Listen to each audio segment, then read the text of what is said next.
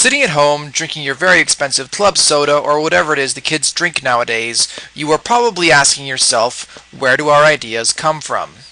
Or maybe you just watched the movie The Matrix and are wondering how you will ever possibly recover. Either way, my friends, let's step into the world as it was thousands of years ago. In order to understand where our world came from, you have to go back to a place that jackals on Wikipedia call a mountainous peninsular mainland jutting out into the sea. Or, if you're a normal person, Greece. Greece is home to all sorts of things like the first Olympic Games that included things like foot races, and eventually even a race where runners ran carrying helmets, shields, and armor.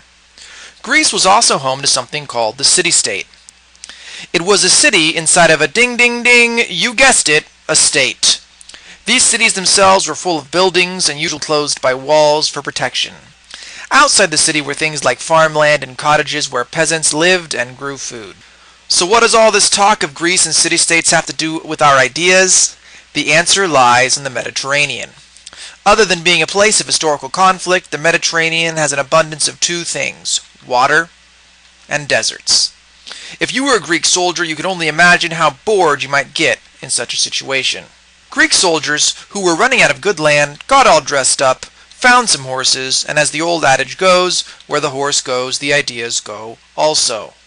So what is it exactly the Greeks believed? Well, that's a very good question, and I'm glad you asked. While the Greeks did not just believe one thing, the Greeks were somewhat united in their love of philosophers.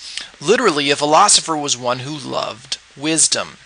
They would look at the world and make observations about it. Eventually, some of these observations became laws or ideas about how the world works. They came up with ideas like good and evil. Many philosophers tried to explain how their particular philosophy might keep their fellow men from evil and lead them towards this good life that is so often the plot of a good Hollywood film. No, I said a good Hollywood film. Thank you.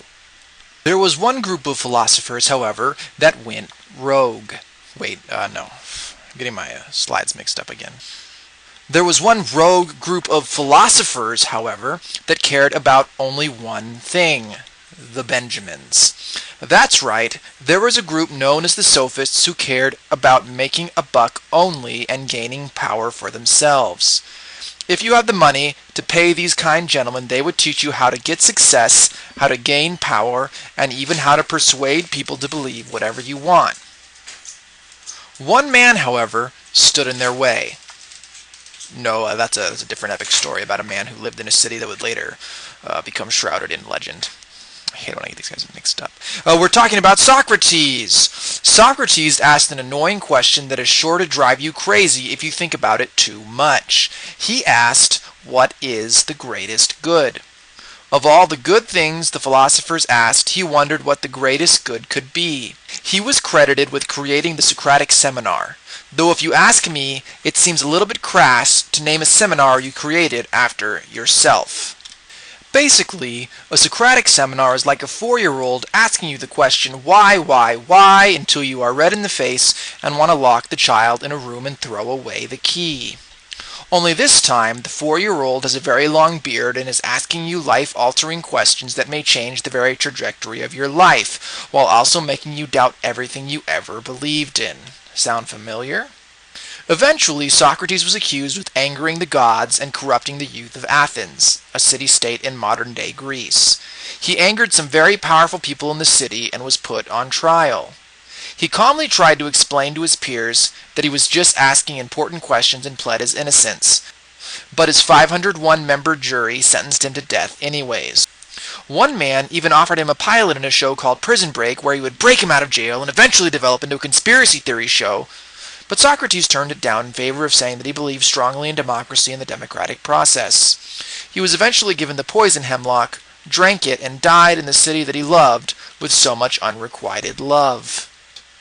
Socrates had one apprentice named Plato, he's the bro in the not-so-long brown beard, who, after seeing his master killed by poison, left Athens for 10 years and came back with an army of 300... Oh, wait, I'm getting my stories mixed up again. Actually, Plato came back and formed what he called the Academy, not to be confused with the red carpet event where they give out golden idols. Instead, Plato began thinking of the ideal state. He did not have much trust in democracy after he saw what it did to Socrates. He focused many of his thoughts on the social order and did not believe in social mobility.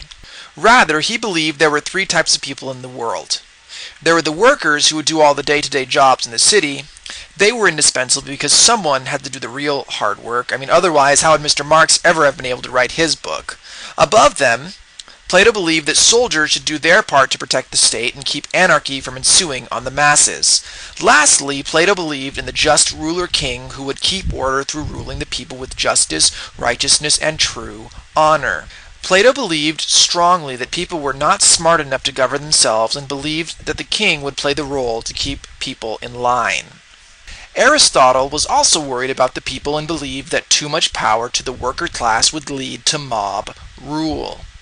He instead believed there should be no one person with too much power and that a group of people from the middle class should step up to be the rulers. Aristotle tried to stay away from any extremes in his life. He wanted people to be moderate or in the middle on most things. Do any of these ideas sound familiar? That is because many of these ideas are the basis for our modern government, and many Western religions rely heavily on Aristotelian and Platonic knowledge for the way they view the world.